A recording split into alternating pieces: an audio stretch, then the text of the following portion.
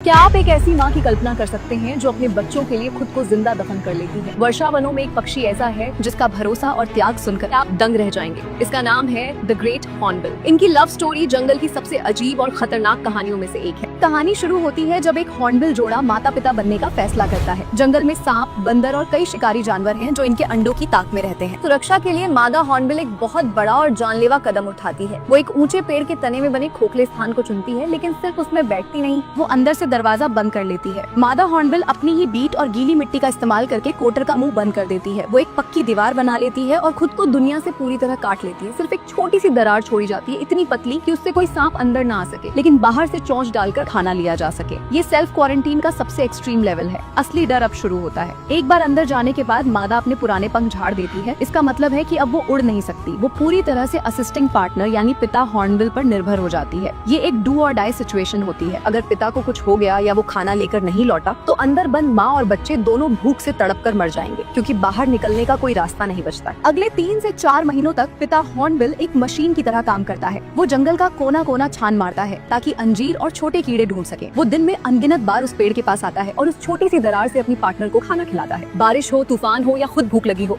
पिता रुकता नहीं है। सर, इस प्रोसेस में पिता अपना काफी वजन खो देता है और कमजोर हो जाता है, लेकिन उसका डिनर डिलीवरी कभी लेट नहीं होता। जब बच्चा थोड़ा बड़ा होता है और घोंसले में जगह कम पड़ने लगती है, तब मादा उस दीवार को तोड़कर बाहर आती है। महीनों बाद वो खुली हवा में सांस लेती है। सोचिए, एक अंधेरे कोटर में महीनों तक सिर्फ अपने पार्टनर के भरोसे पर टिके रहना। ये नेचर का सबसे बड़ा ट्रस्ट एक्सरसाइज है। जंगल के इस सन्नाटे में हॉर्नबिल का ये परिवार हमें सिखाता है कि टीम वर्क और सैक्रिफाइस असल में किसे कहते हैं।